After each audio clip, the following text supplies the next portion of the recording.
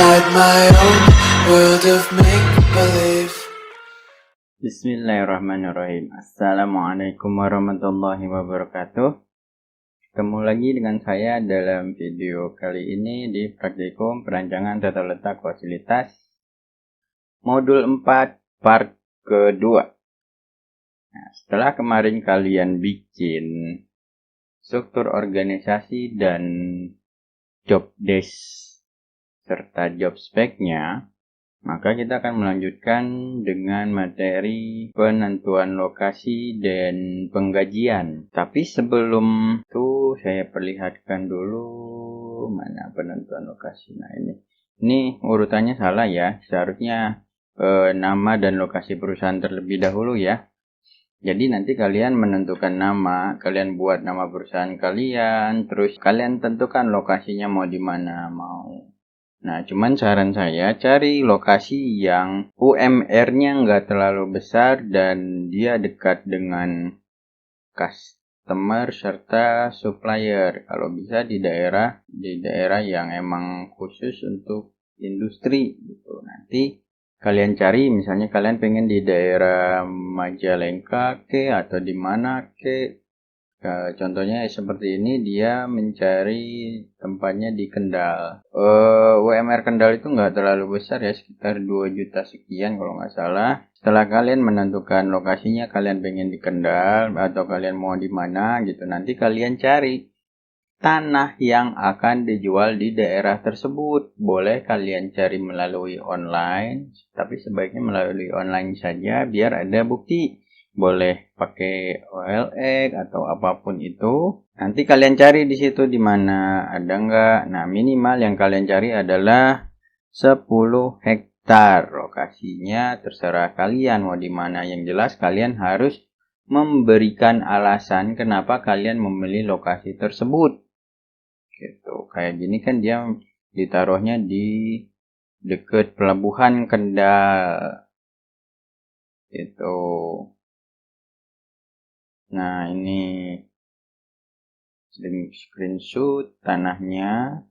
Nah, ini setelah kalian menemukan nih di OLX, tapi dia nggak ada seperti ininya, screenshot di Google Maps-nya. Nanti kalian masuk aja ke Google Maps, terus di screenshot, terus ditandain mana bagian wilayah si tanahnya.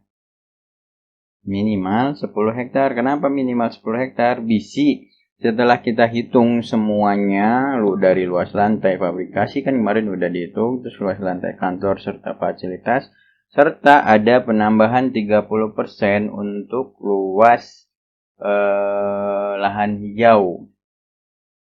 Dari peraturannya kalau nggak salah ada seperti itu. Nah, baru dibikinlah pabriknya. Nah, misalnya kalian cuma nyari dapat 3 hektar, sementara kita setelah kalian hitung, kenyataannya butuh 5 hektar misalnya, atau 7 hektar. Kan nggak cukup tanahnya. Mau nggak mau kalian bikin yang bertingkat. Nah, yang bertingkat itu cukup susah dalam perhitungannya nantinya. Cukup merepotkan. Itu. Nah, setelah kalian tentuin daerahnya, kalian bikin screenshot-screenshotnya yang mendukung, lalu baru kalian cari berapa sih UMR daerah tersebut. Di screenshot juga, cari di internet UMR daerah misalnya Majalengka berapa, atau UMR daerah Padalarang atau Sukabumi, Cianjur kan biasanya Padalarang tuh lumayan banyak juga tuh kan pabrik-pabrik. Nah, setelah dapat UMR barulah kita menghitung gaji karyawan, baik itu karyawan tetap maupun karyawan non office, karyawan tidak tetap nih. Ini ada jumlah tenaga kerja, itu diatur dalam undang-undang. Itu kalian masuk juga peraturannya, terus upah tenaga kerja juga kalian masukin peraturan-peraturannya. Upah pegawai juga kalian masukin peraturan-peraturannya. Nanti kita bikinnya sesuai peraturan-peraturan yang ada aja. Gitu. Nah, jumlah tenaga kerja, upah tenaga kerja, dan upah pegawai itu dalam satu perhitungan sih. Nah, sekarang kita lihat di contoh perhitungannya. Nih, di sini. Ini ada totalnya, nanti ditotalin terakhir tenaga kerja langsung berapa, tenaga kerja tidak langsung berapa, tenaga kerja publikasi, tenaga kerja assembling ini operator ya, 2 ini, 4 dan 5 ini operator berapa. Nah, sekarang kita mulai dari upah tenaga kerja langsung atau office hour atau office ya. Dimulai dari top manajemen, itu terdiri dari yang atas-atas, direktur, sekretaris, manajer. Kalau kalian punya pemiliknya misalnya. Ini untuk perhitungannya. Nomor, ada kedudukan, ada jumlah personil, ada UMR-nya berapa, persentase gajinya berapa, gaji personelnya berapa, per tahunnya berapa, itu sini ada tunjangannya terdiri dari kesehatan, hari raya, transportasi, terus ada konsumsi, lalu ada pajak. Jadi setelah semuanya ditambah terus dikurangin dengan pajak sehingga dapatlah gaji personelnya berapa per bulan.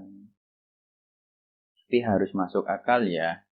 Persentase gaji ini untuk menambah tingkat gajinya. Misalnya direktur utama nggak mungkin kan dia cuma UMR doang. Misalnya dia 700% dari UMR, berarti 7 kali lipatnya dari UMR. Terus belum ditambah dengan kesehatannya. Kesehatannya itu ada peraturannya, nanti kalian cari, terus kalian lampirkan di laporannya. Kesehatannya 15%. Coba cari peraturannya kenapa dia 15%. Terus hari raya itu biasanya sih 1 kali gaji ya. Cuman nanti cari aja peraturan yang benernya seperti apa. Terus transportasi 5%, itu juga ada peraturannya. Terus konsumsi per bulannya nggak mungkin ya disamain semua. Konsumsi direktur sama konsumsi sama operator juga. Mungkin kalau karyawan tetap atau tenaga kerja langsung mungkin boleh disamain. Cuman kalau dengan yang lain masa iya disamain sih. Cuman saya nggak tahu. Mungkin ada peraturannya harus disamain. Entahlah. Coba kalian cari aja sendiri ya. Sini total gajinya itu, ini total gaji per satu orangnya atau personelnya. Kalau di situ ada 2 orang berarti di sini total gajinya dikalikan 2 aja. Nah, di sini top manajemen terdiri dari direktur, sekretaris, general manager. Terus bagian logistik dimulai. Ini sesuai dengan struktur organisasi ya. Ini mulai ada manajernya, kepala bagiannya, ada stafnya. Nah, perlu kalian lihat di sini ada jumlah, misalnya stafnya butuh 2 ya, butuh 2. Kalau di struktur organisasi kan nggak ada jumlahnya. Cuman kalau di sini misalnya kalian butuh 4 ya udah ketik aja 4 di sini. Nah, cuman yang perlu dikoreksi sih di sini persentase gaji sekretaris ya. Masa iya lebih besar dari kepala bagian? Menurut saya sih kurang tepat ya. Karena kan sekretaris itu nggak butuh yang lulusan S2 mungkin. Soalnya kerjanya juga cuma mengatur jadwal, menyiapkan bahan dan sebagainya. Sementara kepala logistik kan harus pengalaman, harus di samping pengalaman juga pendidikan. Kalau sekretaris mah ada 3 juga mungkin cukup. Yang penting dia bisa mengatur jadwal dan mungkin ada nilai plus seperti kayak cantik mungkin biar menarik gitu. Nah, terus ada upah tenaga kerja tidak langsung atau non office, ada keamanan, office boy, ada OB atau OG. Nah, kalau yang office boy ini acan keamanan itu kalian bebas ya, mau dari subkontrak dari luar atau langsung dari perusahaan, itu terserah kalian. Cuman kalau mau dari luar itu nanti perhitungannya gimana itu terserah kalian. Terus ada tukang kebun. Ini jumlah ya. Keamanan 4 saya rasa kurang ya. Belum lagi yang shift malamnya. Office boy 10 saya rasa juga kurang. Karena kan di pabrik juga butuh office boy. Karena pabrik juga enggak, ya butuh bersih-bersih untuk di pabriknya. Belum lagi untuk di kantor yang ada di pabrik itu juga ada. Seperti staff kayak staff staff pabrik, terus staff produksi biasanya adanya di pabrik juga.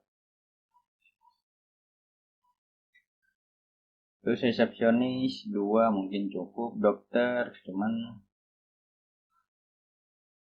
cukup lah 2 mungkin, dokter 2 cukup, perawat 4 cukup, dokter kantor 2 cukup lah. Ini operator material handling ya. Soalnya kalau supir takutnya nanti cuman bawa handlift atau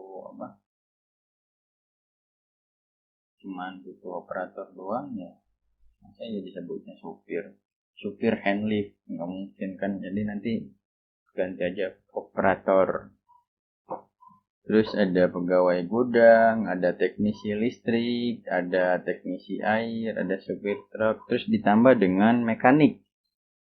Kita butuh mekanik. Kalau ada trouble di mesin pabrik, nggak mungkin kita manggil dari luar dulu kan, terus butuh waktu berapa lama itu kalau manggil dari luar.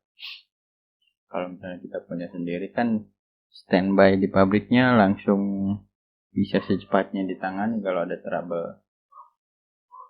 Nah, sama ya. Kesehatan, tunjangan cuma ada kesehatan dan hari raya. Kalau di sini ada transportasi. Konsumsi sama, cuma nggak ada transportasi aja. Terus ini ada operator. Operator itu jumlahnya bisa dilihat dari MPPC. Nah, operator itu setiap operator itu memegang satu mesin. Berarti kita lihatnya dari jumlah mesin. Ini berdasarkan jumlah mesin yang ada di MPPC. Terus UMR ini sama kayak yang di atas, upah tenaga kerja tidak langsung. Cuman itu aja terus dijumlahin. Nah, materinya cukup sekian. Jadi nanti kalau misalnya ada yang masih bingung atau mau ditanyain, silahkan ditanya melalui WhatsApp, boleh Japri, boleh melalui grup.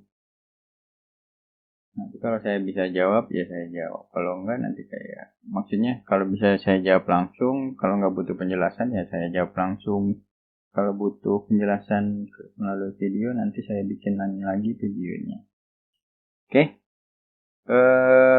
Minggu depan mungkin kita akan lanjut ke part 3-nya untuk modul 4, yaitu menghitung luas lantai kantor dan fasilitas.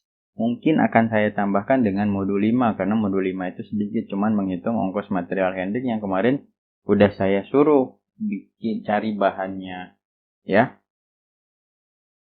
Itu. Oke, sekian untuk video kali ini. Semoga kalian paham. Terima kasih. Assalamualaikum warahmatullahi wabarakatuh.